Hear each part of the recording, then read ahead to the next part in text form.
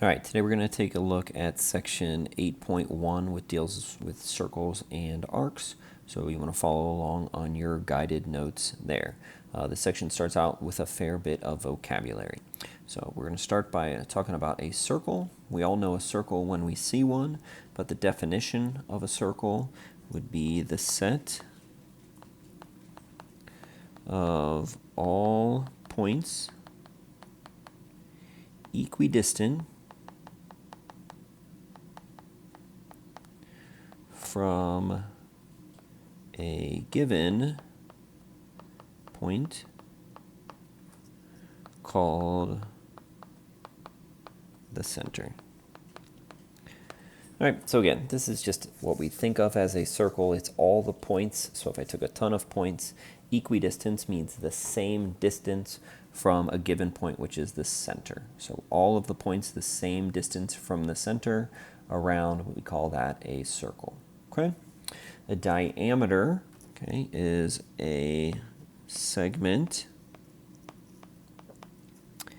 that contains the center of a circle and has both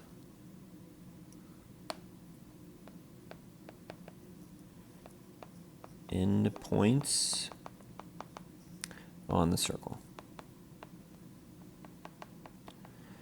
All right, so the diameter is that line that goes all the way through the circle. Endpoints are on opposite sides of the circle, and it goes through the center of the circle.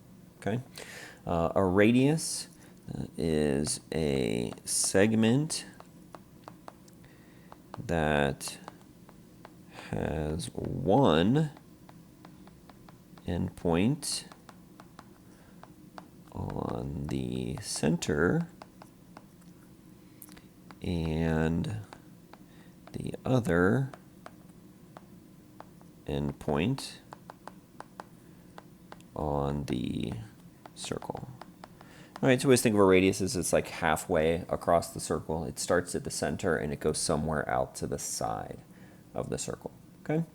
A central angle is an angle whose vertex is the center of the circle. Okay, so remember vertex, that's the point of an angle. So this is saying the point of the angle is on the center of the circle. Okay, an arc is part of a circle. All right, we'll talk more about arcs here in a little bit. That's only a portion of the circle. All right, a semicircle is a specific type of arc that is half of a circle. Okay, again, semicircle, not a completely new term for us there. It's half of a circle. A minor arc is any arc that is smaller than a semicircle. So then a major arc is any arc that is larger than a semicircle. Okay, all right, let's draw some pictures here now to help us visualize a little bit better what we're actually talking about here. Okay, so we want to go ahead and draw a circle on here. Okay, so I've got a couple circles on my picture here. Take a second and get those circles on your picture there as well. So my first circle here, this is going to be circle P. So I'm going to put a point in the center and label that P. That identifies that as circle P. All right, then we're going to draw some specific pieces on here. So the diameter, where that starts on one side, goes through the middle, all the way to the other side. My line's not perfectly straight there. It has its end points on the circle. So that's our diameter. Okay, a radius then starts on the outside and comes into the center. Those are its two endpoints. That is our radius. Okay, and then the last one we're going to do on this picture here is a central angle.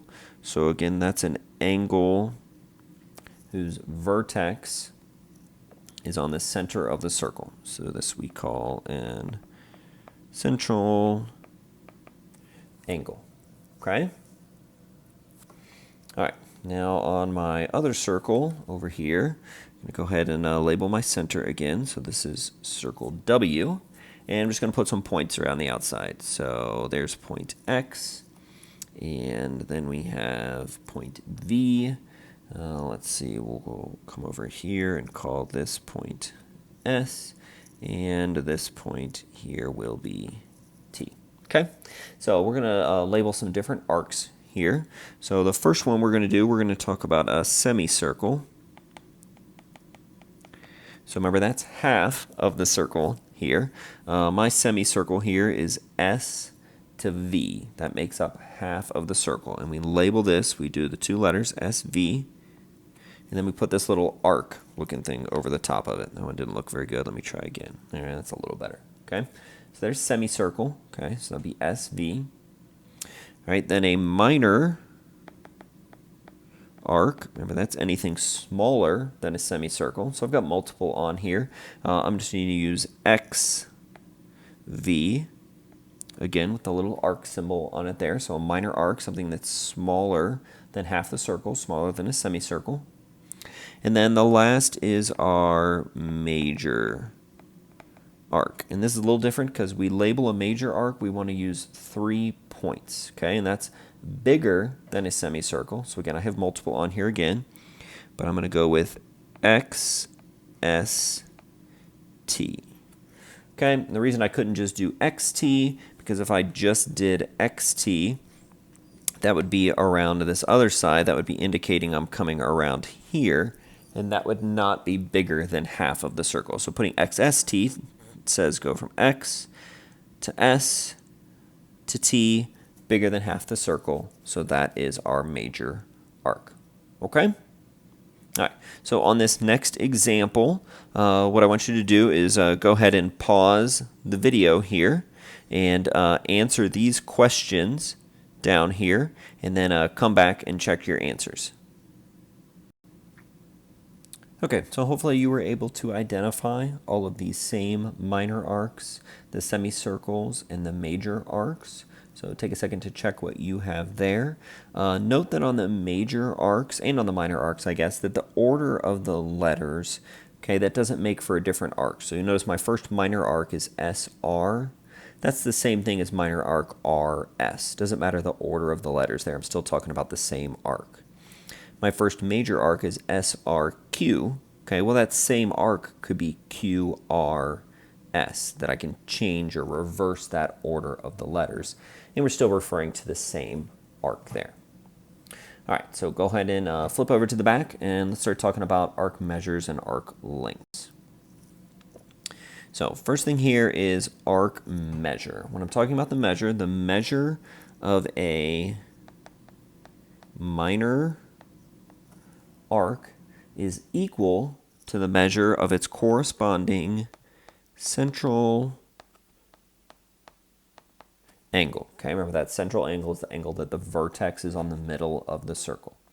So here, what is the measure of each arc in circle C? So this circle C over here to the right, we can see we have a couple angle measures here. Okay, so this angle at the middle here is 77 degrees. Well, if that central angle, so this angle here is 77 degrees, the measure of the minor arc, okay, so arc, PR, that minor arc, which is less than half the circle, is equal to the measure of that corresponding central angle. So since the central angle is 77 degrees, the measure of arc PR is also 77 degrees. All right, now we want to do RS, so that's this one here. And I got to do a little math on this one, so I need this central angle.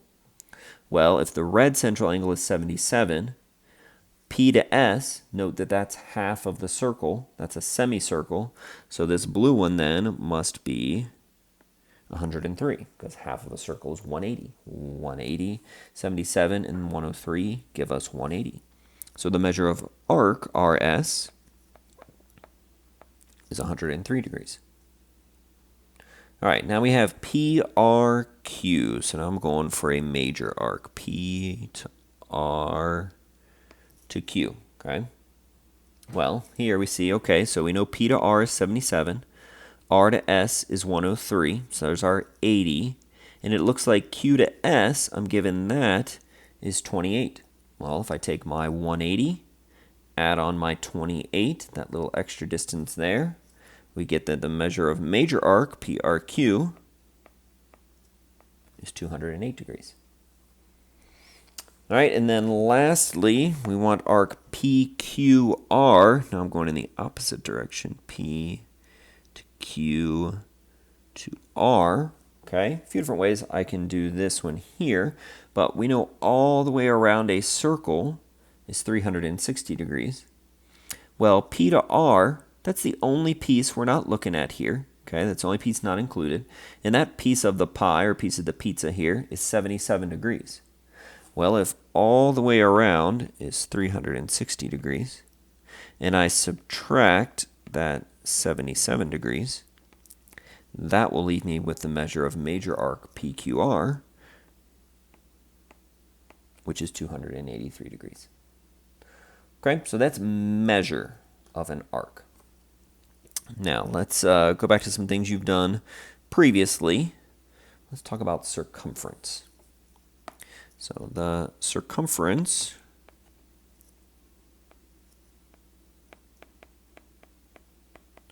of a circle is the distance around the circle. It's the measure outside, around the outside of the circle. The number pi is the ratio of the circumference of a circle to its diameter.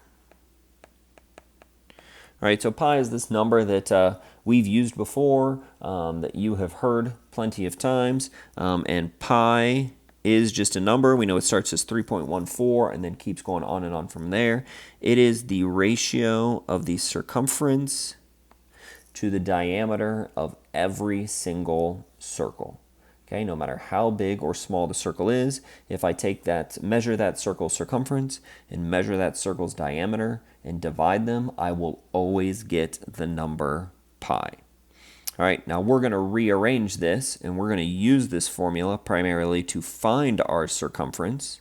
So if I want to do that, I would multiply both sides by the diameter and get the circumference is equal to diameter times pi.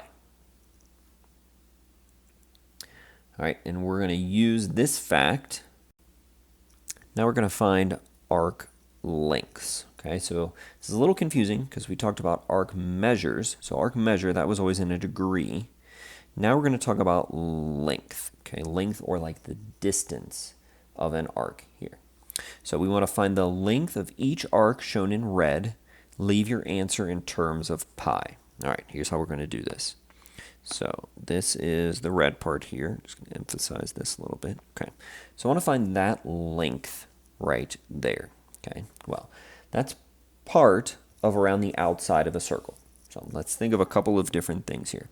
First, what is this central angle?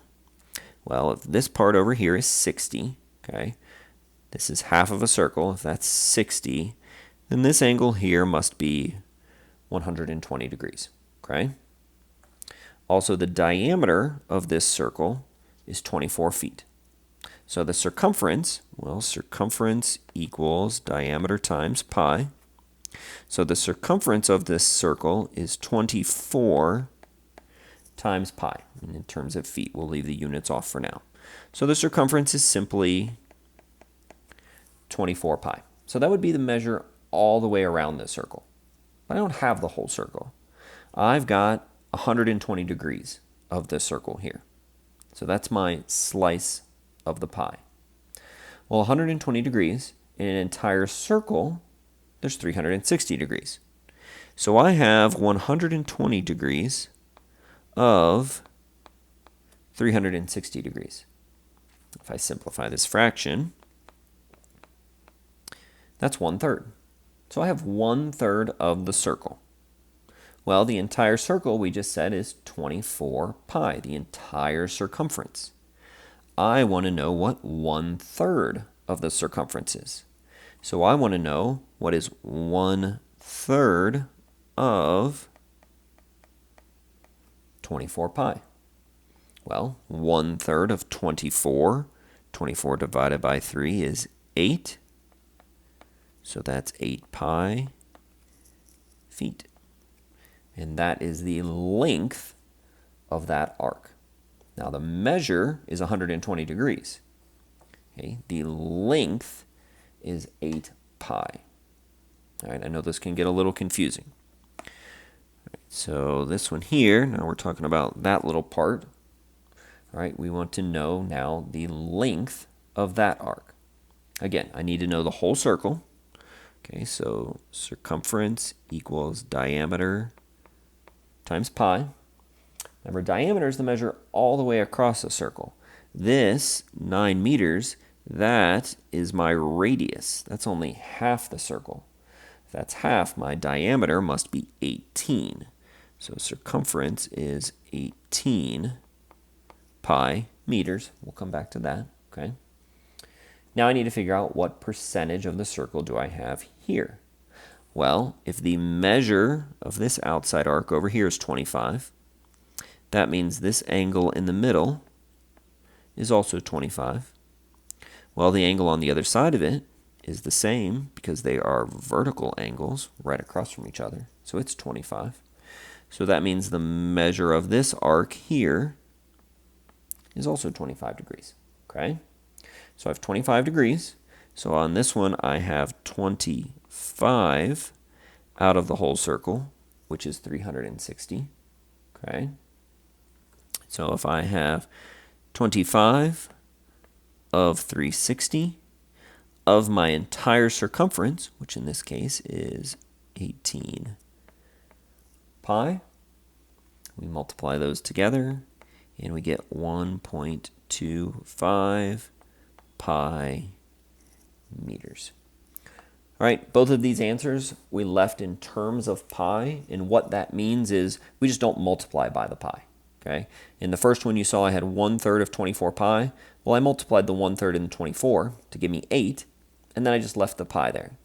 Same thing in this next one here. I had 25 over 30 of 18 pi. Well, I did 25 over 30 times 18. That gave me 1.25, and then we just left the pi. Okay? All right, so now you want to go ahead over to your Math Excel or whatever assignment you have from here and get started on that. If you still have questions on this, remember you can rewind or go back and check on anything.